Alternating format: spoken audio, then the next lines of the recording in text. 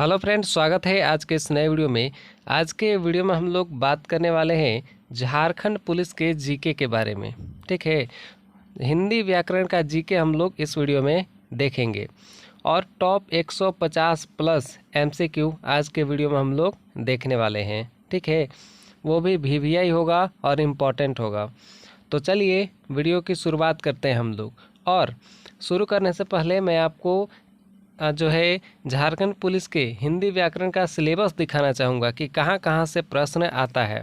देखिए, हिंदी में आपका प्रश्न आता है कुछ इस तरह से, केवल व्याकरण से ही प्रश्न आता है। जैसे वर्णमाला हो गया, ठीक है, और विराम चिन्ह, संज्ञा, सर्वनाम, विशेषण, क्रिया, कारक, वाक्य रचना, संधि और संधि विच्छेद, समास, समानार्थक शब्द, विलोम शब्द, ठीक है, पर्यायवाची शब्द।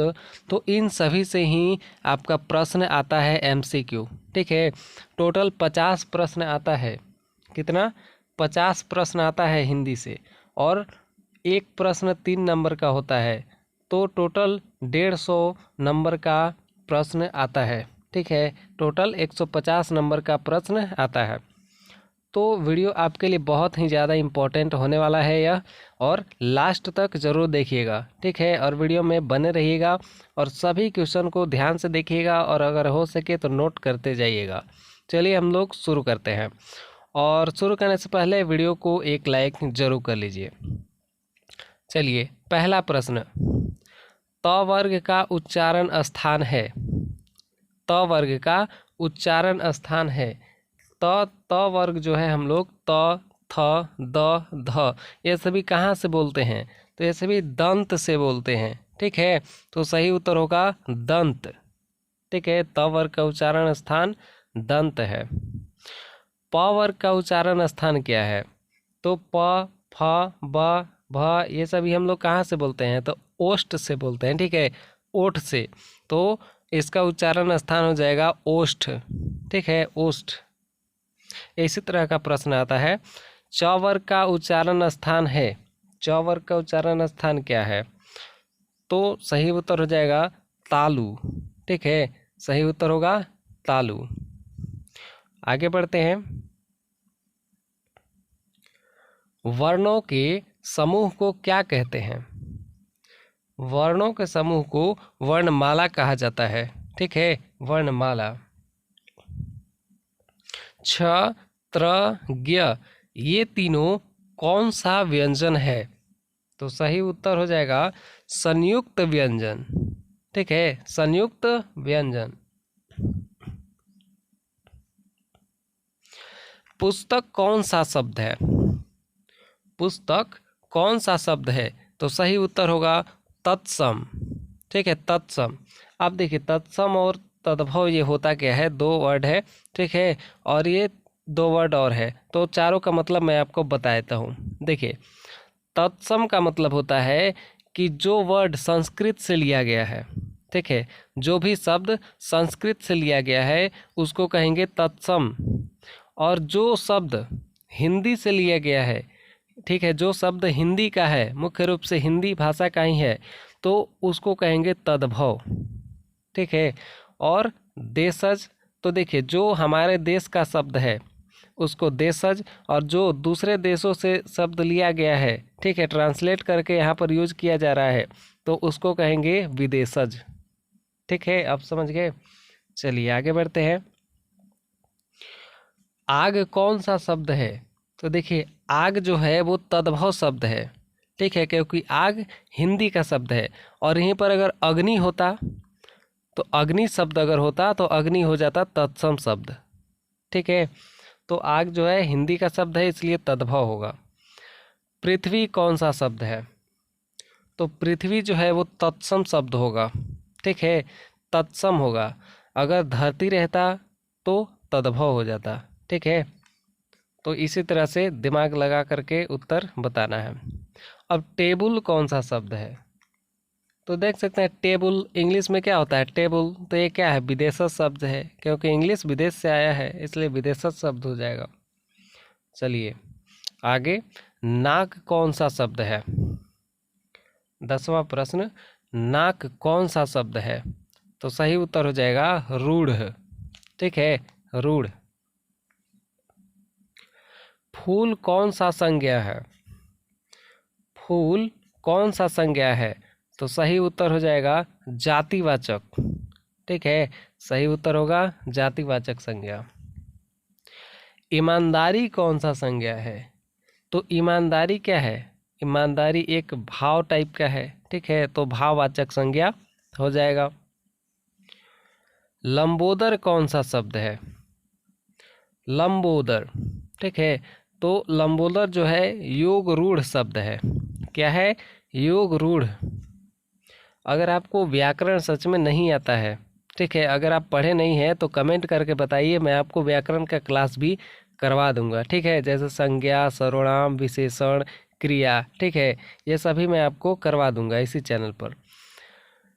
चलिए अगला प्रश्न, सोना कौन सा संज्ञा है? सोना कौन सा संज्ञा है? तो सही उत्तर होगा द्रव्यवाचक। ठीक है, ये सोने वाला सोना नहीं, वो सोना। ठीक है, तो जिसको तौला जाता है, नापा जाता है, उसको द्रव्यवाचक संज्ञा के अंतर्गत रखते हैं। तो सोना को तौल सकते हैं। ठीक है, तो इसको द्रव्यवाचक संज्ञा में रखेंगे। मैं कौन सा पुरुष है? तो मैं जो है वो उत्तम पुरुष है। ठीक है, कौन सा? उत्तम पुरुष। आप कौन सा सर्वनाम है? तो आप जो है वो निश्चयवाचक सर्वनाम है। ठीक है। पुष्प कौन सा शब्द है? तो पुष्प जो हो जाएगा वो तत्सम शब्द हो जाएगा। ठीक है, और यहीं पे फूल रहता तो ये तद्भव शब्द हो जाता। ठीक है। ख्याल कौन सा शब्द है? ख्याल। तो ख्याल जो है वो विदेशज शब्द है। ठीक है, याद रखिएगा। तेंदुआ कौन सा शब्द है? तो तेंदुआ जो है वो देशज शब्द है। ठीक है। गोल विशेषण है। गोल विशेषण है, कौन सा विशेषण है? तो गुणवाचक विशेषण है। ठीक है, ये एक गुण है गोल। ठीक है, गोल एक गुण है, तो इसलिए गुणवाचक विशेषण हो जाएगा। कोई विशेषण है। कोई विशेषण है, कौन सा विशेषण है? तो सही उत्तर होगा सार्वनामिक विशेषण। ठीक है, सार्वनामिक विशेषण। तुम जा रहे हो, ये कौन सा काल है? तो देखिए, तुम जा रहे हो ये कौन सा काल हो जाएगा? तो वर्तमान काल हो जाएगा। ठीक है, वर्तमान काल। नाक कौन सा लिंग है? तो नाक जो है वो नाक हो जाएगा स्त्रीलिंग। ठीक है, आगे बढ़ते हैं। समास समास कितने प्रकार के होते हैं? तो समास होते हैं 6 प्रकार के। ठीक है, आगे बढ़ते हैं। नवयुवक कौन सा समास है? तो सही उत्तर होगा कर्मधारय समास। प्रतिदिन कौन सा समास है? तो प्रतिदिन कौन सा समास होगा? तो सही उत्तर है अव्ययी भाव समास। देशभक्ति कौन सा समास है? तो सही उत्तर हो जाएगा तत्पुरुष। ठीक है। नीलकंठ कौन सा समास है? तो नीलकंठ जो है वो बहुव्रीहि समास है। पाप पुण्य कौन सा समास है? तो सही उत्तर होगा द्वंद्व। ठीक है, द्वंद्व समास है। दोपहर कौन सा समास है? तो सही उत्तर हो जाएगा द्विगु समास। ठीक है, समास से ज़्यादातर क्वेश्चन आता है क्योंकि समास का सिलेबस थोड़ा बड़ा होता है। मैं आज नहीं पढ़ूंगा कौन सा वाक्य है? तो सही उत्तर होगा निषेधवाचक। ठीक है, मैं आज नहीं पढ़ूंगा कौन सा वाक्य है? निषेधवाचक वाक्य है। ओह, यह पिट ही गया कौन सा वाक्य है? तो सही उत्तर होगा विस्मयवाचक। ठीक है, विस्मयवाचक वाक्य। यदि तुम चलो तो मैं भी चलूं, कौन सा वाक्य है? तो सही उत्तर हो जाएगा संकेतवाचक वाक्य। ठीक है, मतलब संकेत दिया जा रहा है कि यदि तुम चलो तो मैं भी चलूंगा। तुम अपने काम में सफल रहो, कौन सा वाक्य है? तो सही उत्तर हो जाएगा इच्छा वाक्य। ठीक है, ऐसी इच्छा है कि तुम अपने काम में सफल रहो। ठीक है, तो इच्छा वाक्य हो जाएगा। ठीक है, इच्छावाचक वाक्य। रस भरा कौन सा तत्पुरुष है? तो रस भरा कौन सा तत्पुरुष होगा? तो सही उत्तर है करण तत्पुरुष। ठीक है, करण। स्वर्ग प्राप्त कौन सा तत्पुरुष समास है? तो सही उत्तर होगा कर्म तत्पुरुष। ठीक है, कर्म करते हैं तो स्वर्ग प्राप्त होता है। यथा संभव कौन सा समास है? तो यथा संभव जो है वो अव्ययी भाव समास है। ठीक है, अव्ययी भाव समास। वीणा पाणी कौन सा समास है? तो सही उत्तर हो जाएगा बहुब्रीहि समास। दुवन्नी कौन सा समास है? ये कहते हैं ना अठन्नी दुवन्नी, तो ये कौन सा समास हो जाएगा? दुवन्नी कौन सा समास है? तो सही उत्तर होगा द्विगु समास। ठीक है, आगे बढ़ते हैं। पदबंध कितने प्रकार हैं? पदबंध कितने प्रकार के हैं? तो सही उत्तर हो जाएगा 3 प्रकार के। निम्नलिखित में अशुद्ध शब्द है, इनमें से अशुद्ध शब्द कौन सा है? तो देखिए, एकत्र, नीरस, मंत्रिमंडल, योगीराज। तो इनमें से अशुद्ध शब्द कौन सा हो जाएगा? तो सही उत्तर हो जाएगा मंत्रिमंडल। ठीक है, मंत्रिमंडल ये अशुद्ध शब्द है। निम्नलिखित में अशुद्ध शब्द है, अब इनमें से कौन सा अशुद्ध शब्द हो जाएगा? तो देखिए, साप्ताहिक। ठीक है, ये अशुद्ध शब्द है। निम्नलिखित में अशुद्ध शब्द है, अभी भी अशुद्ध शब्द इसमें से कौन सा है? तो इसमें से सही उत्तर हो जाएगा नक्षत्र। ठीक है, नक्षत्र ये गलत है। ठीक है, नक्षत्र होता है इस तरह से, न ये वाला अच्छा होता है। ठीक है, ऐसे नक्षत्र लिखा जाता है, तो ये नीचे वाला अशुद्ध शब्द हो जाएगा। निम्नलिखित में से आग का पर्यायवाची शब्द नहीं है, इनमें से आग का पर्यायवाची शब्द कौन सा नहीं है? तो सही उत्तर होगा वीपथका। वीपथगा। बाकी वायु सखा, हुतासन, ठीक है, विभावसु, ये सभी आग को कहा जाता है। निम्नलिखित में से इच्छा का पर्यायवाची शब्द नहीं है, तो इच्छा का पर्यायवाची शब्द कौन सा नहीं होगा? तो सही उत्तर हो जाएगा यातना। ठीक है, यातना। आगे बढ़ते हैं। निम्न में से पानी का पर्यायवाची शब्द नहीं है, तो पानी का पर्यायवाची कौन सा शब्द नहीं है? तो सही उत्तर होगा इसमें से सर। ठीक है, सही उत्तर होगा सर। बाकी अम्बु, मेघपुष्प और नीर, ये सभी पानी को कहा जाता है।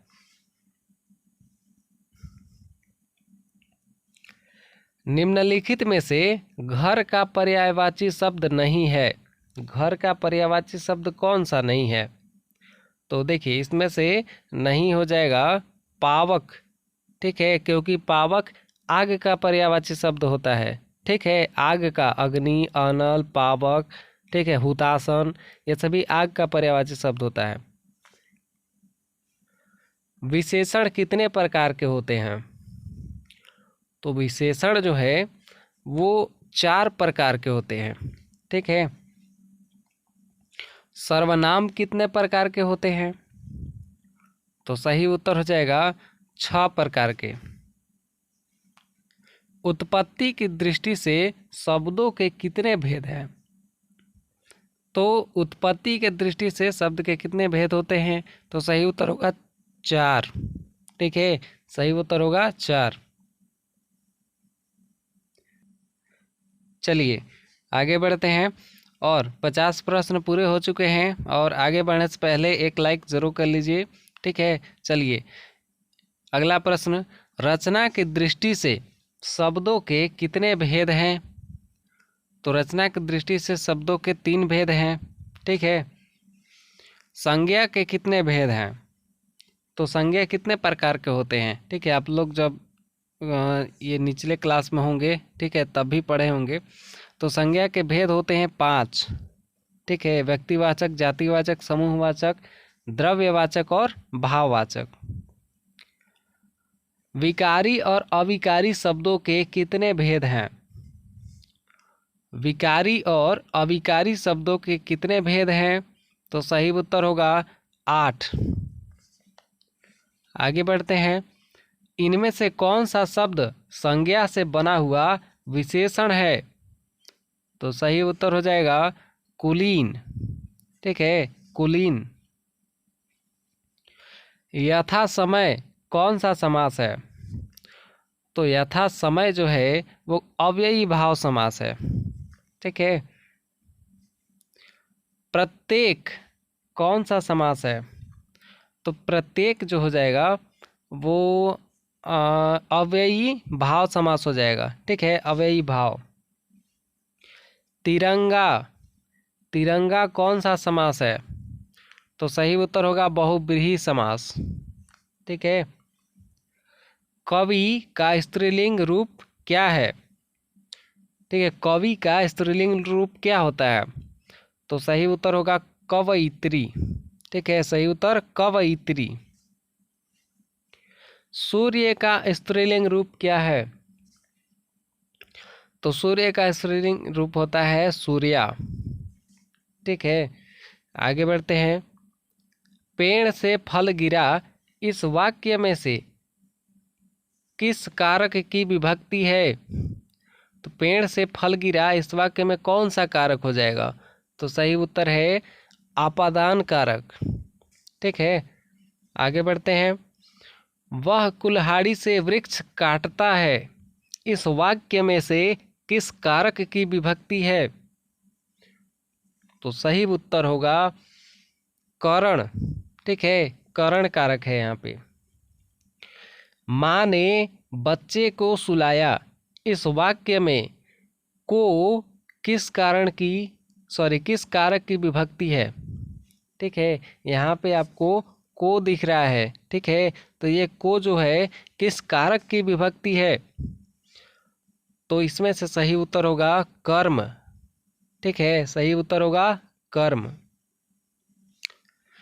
अध्यापक शब्द का स्त्रीलिंग रूप क्या है?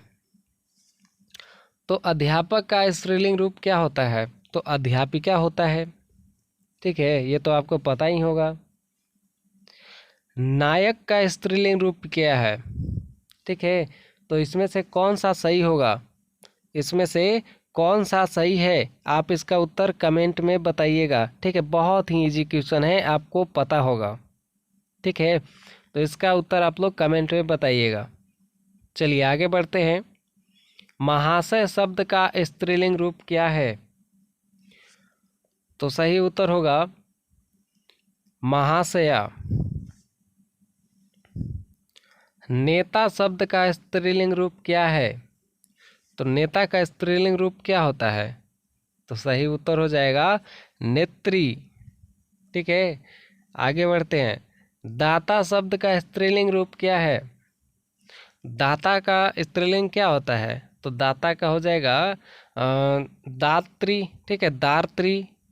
ठीक है, नीचे वाला सही होगा दात्री। इंद्र शब्द का स्त्रीलिंग रूप क्या है? इंद्र का स्त्रीलिंग रूप क्या होता है? तो इंद्र का होता है इंद्रानी। ठीक है, इंद्रानी। ज्ञ, ज्ञ नहीं है, ये चौथा जजा वाला य है। ठीक है, तो य का उच्चारण स्थान क्या है? तो सही उत्तर होगा तालु। ठीक है, क्योंकि हमने पढ़ा था। चलिए आगे बढ़ते हैं। ऊ ध्वनि का उच्चारण स्थान क्या है? ऊ ऊ हम लोग कहाँ से बोलते हैं? तो सही उत्तर होगा ओष्ठ से। ठीक है, ओष्ठ से, ओठ से। समुच्चय का सही संधि विच्छेद क्या है? तो सही उत्तर हो जाएगा सम उत आय।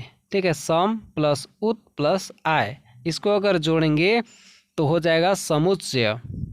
ठीक है, सही संधि विच्छेद यही है। सूर्योदय का सही संधि विच्छेद क्या है? तो सही उत्तर हो जाएगा सूर्य प्लस उदय। ठीक है, सूर्योदय। महेंद्र का संधि विच्छेद क्या है? तो महेंद्र का संधि विच्छेद हो जाएगा ये महा प्लस इंद्र। ठीक है, महा प्लस इंद्र हो जाएगा महेंद्र। क्या आप जा रहे हैं? क्या में कौन सा निपात है? जो वर्ड आपको दिख रहा है क्या, इसमें कौन सा निपात हो जाएगा? ठीक है, कौन सा निपात है? तो सही उत्तर होगा प्रश्नबोधक। ठीक है, क्या लगने से क्या इस वाक्य का पूरा जो है जो है ये मतलब ही बदल जा रहा है। ठीक है, तो क्या लगाने से हो जा रहा है कि मतलब पूछ रहा है। ठीक है, प्रश्न पूछ रहा है, तो प्रश्नबोधक निपात हो जाएगा। मैं भी यह जानता हूँ, इस वाक्य में भी में कौन सा निपात है? इस वाक्य में भी में कौन सा निपात हो जाएगा? तो सही उत्तर हो जाएगा यहाँ पे बलदायक निपात। ठीक है, जैसे बोलते हैं ना कि मैं भी जानता हूँ। ठीक है, तो भी में थोड़ा बल लगाते हैं, इसलिए हो जाएगा बलदायक निपात। झूठ मत बोलो, इस वाक्य में कौन सा निपात है? तो सही उत्तर होगा निषेध बोधक। तुम्हें राम के आने तक प्रतीक्षा करनी होगी, इस वाक्य में तक में, ठीक, इस वाक्य में तक कौन सा निपात है? तो सही उत्तर होगा बलदायक निपात। ठीक है, मतलब उसके आने तक प्रतीक्षा करनी होगी। ठीक है, तो ये बल लगा रहा है, तो बलदायक निपात हो जाएगा। कभी कभी पढ़ने से भी पता चल जाता है। पशु पक्षी ही अपना हित समझते हैं, तो इसमें से ही कौन सा निपात हो जाएगा? तो सही उत्तर है बलदायक। ही भी ये सभी लगा हो तो समझ लिए कि बलदायक निपात है। काश आज वर्षा होती, काश आज वर्षा होती, इस वाक्य में काश कौन सा निपात है? तो सही उत्तर होगा विस्मयादि बोधक। निपात कितने प्रकार के होते हैं? तो सही उत्तर होगा 9 प्रकार के। चलिए आगे बढ़ते हैं। उर्वरा शब्द के लिए वाक्यांश है, वाक्यांश कौन सा है उर्वरा शब्द के लिए? तो सही उत्तर होगा उपजाऊ भूमि। ठीक है, मतलब कहते हैं यह उर्वरा भूमि है। ठीक है, तो यह क्या है? उपजाऊ भूमि है। उर्वरा का मतलब होता है उपजाऊ भूमि। व्याकरण जानने वाला वाक्य के लिए एक शब्द है, व्याकरण जानने वाला एक वाक्य है, इसके लिए एक शब्द क्या हो जाएगा? तो सही यानी अनेक शब्दों के एक शब्द। ठीक है, आपने पढ़ा होगा तो पता होगा कि अनेक शब्दों के एक शब्द होता है व्याकरण में। तो इसी तरह यहाँ पर अनेक शब्द लिखा हुआ है, जैसे व्याकरण जानने वाला, तो इसका एक शब्द क्या होगा? तो इसका एक शब्द हो जाएगा व्याकरण। ठीक है, व्याकरण। चलिए आगे बढ़ते हैं। गाल बजाना का अर्थ है,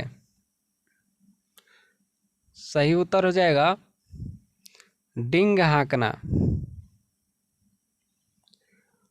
अगर मगर करना का अर्थ है, अगर मगर करना का अर्थ हो जाएगा बहाने बनाना। शुद्ध शब्द कौन सा है? इनमें से शुद्ध शब्द कौन सा हो जाएगा? तो सही उत्तर इसमें से हो जाएगा ये सच्चिदानंद। ठीक है, सच्चिदानंद, ये बी वाला सही होगा। ठीक है, बाकी सब गलत तरीके से लिखा हुआ है। शुद्ध वर्तनी वाला शब्द कौन सा है? शुद्ध वर्तनी वाला शब्द कौन सा हो जाएगा इनमें से? तो सही उत्तर इनमें से हो जाएगा सुषुप्ति। ठीक है, ये वाला तीसरे नंबर का। सही वर्तनी छांटिए, इनमें से सही शब्द कौन सा लिखा हुआ है? तो सही उत्तर होगा यहाँ पे ज्योत्सना। ठीक है, ये दूसरे नंबर वाला सही होगा। शुद्ध शब्द क्या है? इनमें से शुद्ध शब्द क्या होगा? ठीक है, संपूर्ण का संपूर्ण शब्द लिखा हुआ है, लेकिन इनमें से शुद्ध कौन सा लिखा हुआ है? तो सही उत्तर होगा संपूर्ण, ये तीसरे नंबर वाला। ठीक है, तीसरे नंबर वाला हो जाएगा सही। हालांकि इसमें से पहला भी सेम ही लिखा हुआ है, लेकिन ये भी उत्तर हो जाएगा। दरअसल लिखने में मिस्टेक हो चुका है। ठीक है, तो सही उत्तर यही होगा। ठीक है, सही उत्तर यही हो जाएगा संपूर्ण, क्योंकि संपूर्ण हम लोग लिखते कैसे हैं, इस तरह से, ये सही होता है। आगे बढ़ते हैं। दयानंद में प्रयुक्त संधि का नाम है। तो दयानंद में कौन सी संधि है? तो सही उत्तर होगा दीर्घ संधि। कपीस में प्रयुक्त संधि का नाम है। कपीस में कौन सी संधि होगा? तो सही उत्तर हो जाएगा दीर्घ संधि। सदैव में प्रयुक्त संधि का नाम है। सदैव में प्रयुक्त संधि कौन सा है? तो सही उत्तर हो जाएगा स्वर संधि। सम्मति, ठीक है, सन्मति का सही संधि विच्छेद है। इनमें से कौन सा सन्मति का सही संधि विच्छेद है? तो सही उत्तर होगा इनमें से सतमति। ठीक है, सतमति, सत प्लस मति। इत्यादि का सही संधि विच्छेद है। तो इत्यादि का होता है इति प्लस आदि। ठीक है, ये वाला दूसरे नंबर का। ठीक है, चलिए आगे बढ़ते हैं। निम्नलिखित में कौन सा शब्द वृद्धि संधि का उदाहरण नहीं है? तो इनमें से कौन सा शब्द है जो वृद्धि संधि का उदाहरण नहीं है? तो सही उत्तर होगा गुरुपदेश। निम्न में से दीर्घ संधि युक्त पद कौन सा है? तो सही उत्तर होगा दैत्यारी। दैत्यारी। इनमें से कौन स्वर संधि का उदाहरण है? तो सही उत्तर होगा पवन। पवन का सही संधि विच्छेद है। पवन का सही संधि विच्छेद क्या होगा? तो पो प्लस अन हो जाएगा। ठीक है, पो प्लस अन, ये सही संधि विच्छेद है। निम्नलिखित शब्दों में से किसमें व्यंजन संधि है? तो सही उत्तर होगा सत्कार। ठीक है, सत्कार में व्यंजन संधि है। निम्नलिखित शब्दों में से किसमें विसर्ग संधि है? तो सही उत्तर हो जाएगा अतएव। उत प्लस हार के योग से कौन सा शब्द बनेगा? तो उत प्लस हार को अगर जोड़ेंगे तो सही उत्तर हो जाएगा उद्धार। ठीक है, उद्धार शब्द बनेगा। तो 100 प्रश्न पूरे हो चुके हैं, और अभी तक वीडियो को लाइक नहीं किए हैं और शेयर नहीं किए हैं तो जल्दी से कर लीजिए, और चैनल पर नए हैं तो सब्सक्राइब जरूर कीजिएगा। चलिए आगे बढ़ते हैं हम लोग। पर्यावरण का सही संधि विच्छेद है। तो पर्यावरण का मतलब होता है परि प्लस आवरण। ठीक है, परि प्लस आवरण सही उत्तर हो जाएगा, परि प्लस आवरण। अनुनासिक का संबंध होता है। अनुनासिक का संबंध किससे होता है? तो सही उत्तर होगा नाक और मुंह दोनों से। ऐसा ही सवाल पूछा जाता है हिंदी व्याकरण से। अनुनासिक व्यंजन कौन से होते हैं? तो अनुनासिक व्यंजन सही उत्तर हो जाएगा ये वर्ग के पंचमाक्षर। ठीक है, वर्ग के पंचमाक्षर होते हैं। चलिए आगे बढ़ते हैं। हिंदी वर्णमाला में स्वरों की संख्या है। तो हिंदी वर्णमाला में स्वर कितने होते हैं? तो सही उत्तर हो जाएगा 11। ठीक है, सही उत्तर होगा 11। जो पहले कभी न हुआ हो उसको क्या कहेंगे? जो पहले कभी न हुआ हो उसको क्या कहेंगे? तो उसको कहेंगे अभूतपूर्व। ठीक है, अभूतपूर्व। जो कहा न जा सके उसको कहेंगे अकथनीय। ठीक है, आगे बढ़ते हैं। समय के दृष्टि से अनुकूल को क्या कहेंगे? तो कहेंगे उसको समयानुकूल। ठीक है, समयानुकूल। चलिए आगे बढ़ते हैं। जो सब कुछ जानता हो, जो सब कुछ जानता हो उसको क्या कहते हैं? तो उसको सर्वज्ञ कहते हैं। जिनकी गर्दन सुंदर है उसको क्या कहते हैं? तो उसको कहेंगे सुग्रीव। ठीक है, आगे बढ़ते हैं। पुरुष और स्त्री का जोड़ा है। पुरुष और स्त्री के जोड़े को क्या कहते हैं? तो सही उत्तर होगा दंपति। कार्य को नए ढंग से करने की पद्धति को क्या कहते हैं? ठीक है, कार्य को नए ढंग से करने की पद्धति को क्या कहते हैं? तो सही उत्तर होगा नवीनीकरण। जंगल में लगने वाली आग को क्या कहते हैं? तो सही उत्तर होगा दावानल। ठीक है, दावानल। और जो हमारे पेट में जो आग लगता है, ठीक है, जिससे हमारा भोजन का पाचन होता है, उसको क्या कहते हैं? तो उसको कहते हैं जठरानल। ठीक है, चलिए ये भी पूछ देगा कभी। आगे बढ़ते हैं। प्रश्नादि के उत्तर की अपेक्षा करने वाला, प्रश्नादि के उत्तर की अपेक्षा करने वाला को क्या कहेंगे? तो उसको कहेंगे उत्तरापेक्षी। ज्येष्ठ का विलोम शब्द है। ज्येष्ठ का विलोम शब्द क्या होगा? तो हो जाएगा कनिष्ठ। ठीक है, कनिष्ठ। गमन का विलोम शब्द है। गमन का विलोम शब्द क्या होगा? तो गमन का मतलब हो जाएगा आगमन। ठीक है, इसका उल्टा गमन का मतलब जाना, आगमन मतलब आना। ठीक है, तो आगमन सही होगा। अवनी का विलोम शब्द है। अवनी का मतलब क्या होता है? ठीक है, अवनी का विलोम शब्द क्या हो जाएगा? तो अंबर हो जाएगा। ठीक है, अंबर। हेय का विलोम शब्द है। तो हेय का विलोम हो जाएगा ग्राह्य।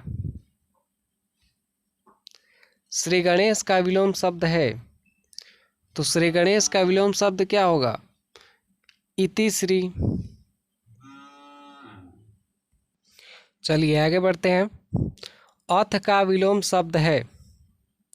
ठीक है, अथ का विलोम शब्द क्या हो जाएगा?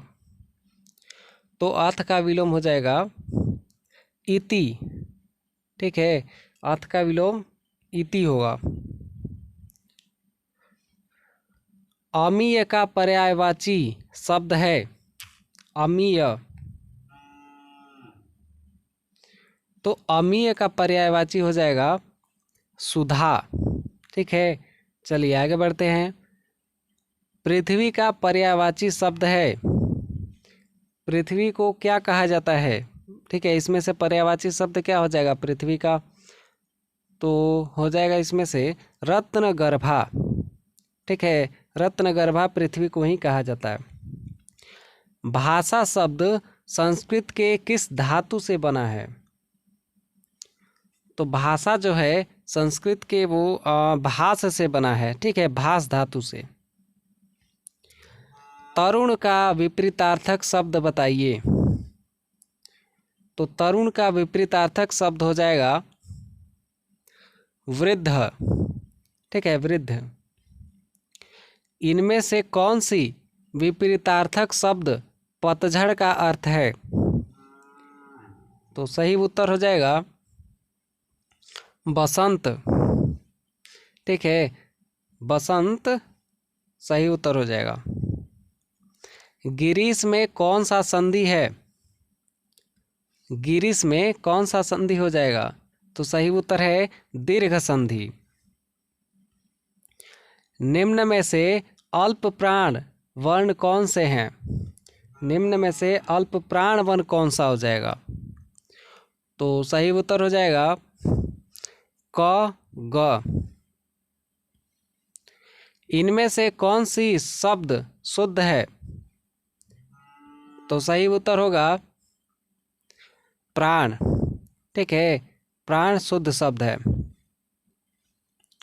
इनमें से कौन सी शब्द अशुद्ध है? तो अशुद्ध शब्द कौन सा होगा? तो सही उत्तर हो जाएगा पुण्य।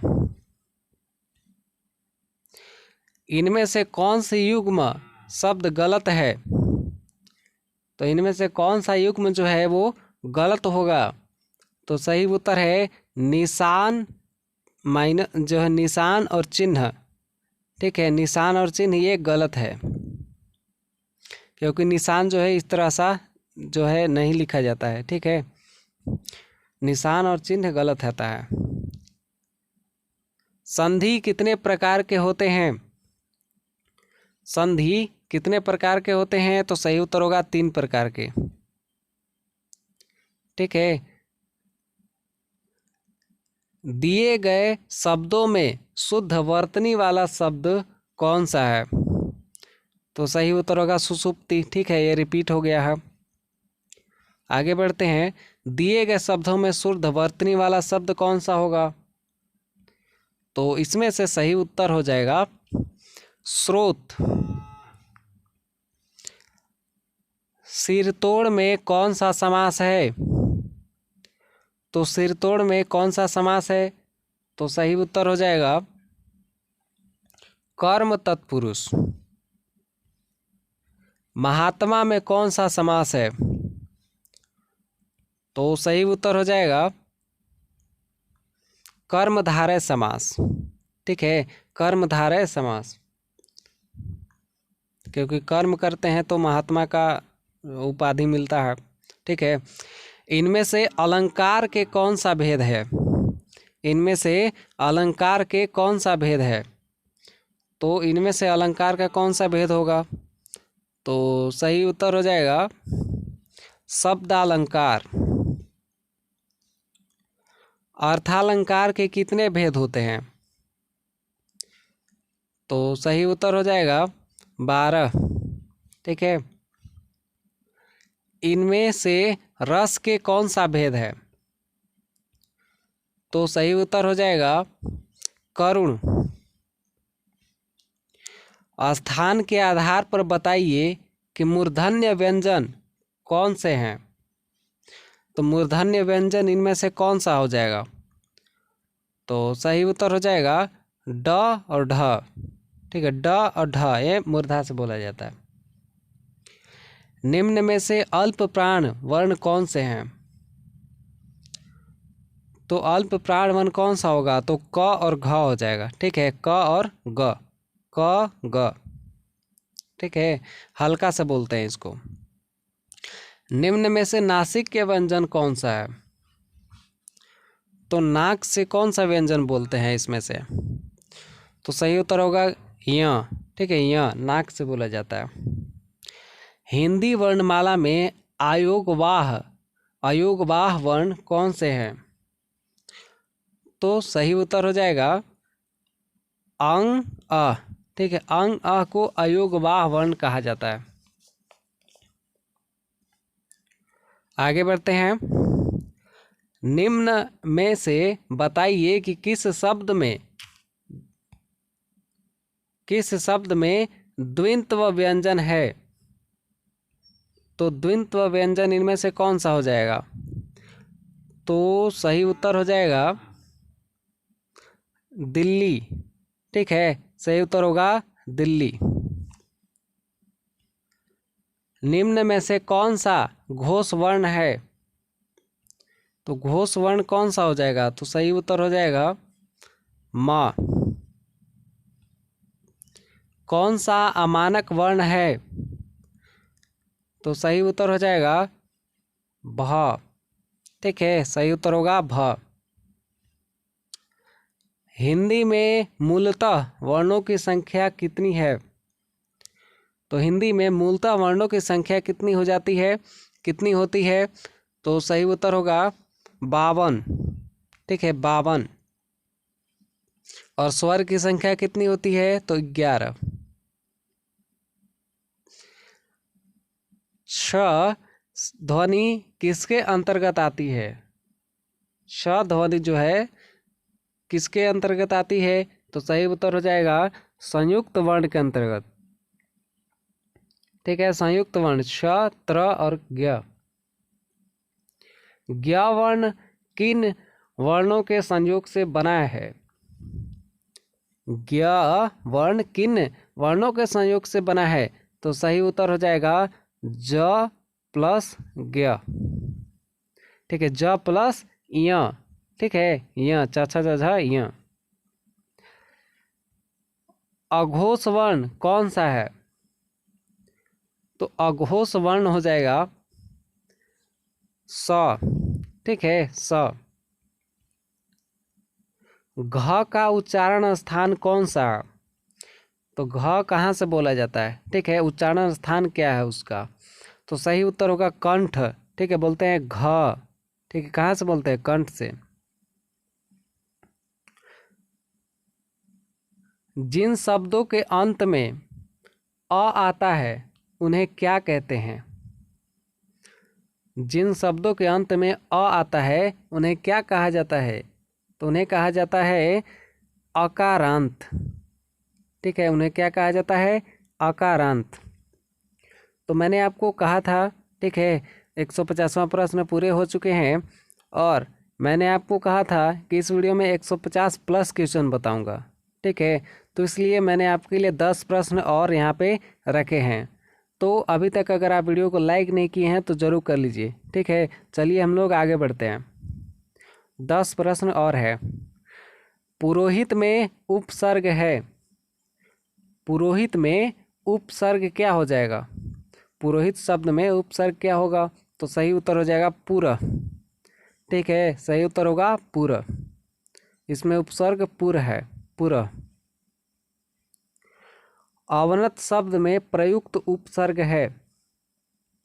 तो अवनत में कौन सा उपसर्ग है? तो सही उत्तर होगा अव। ठीक है, सही उत्तर होगा अव।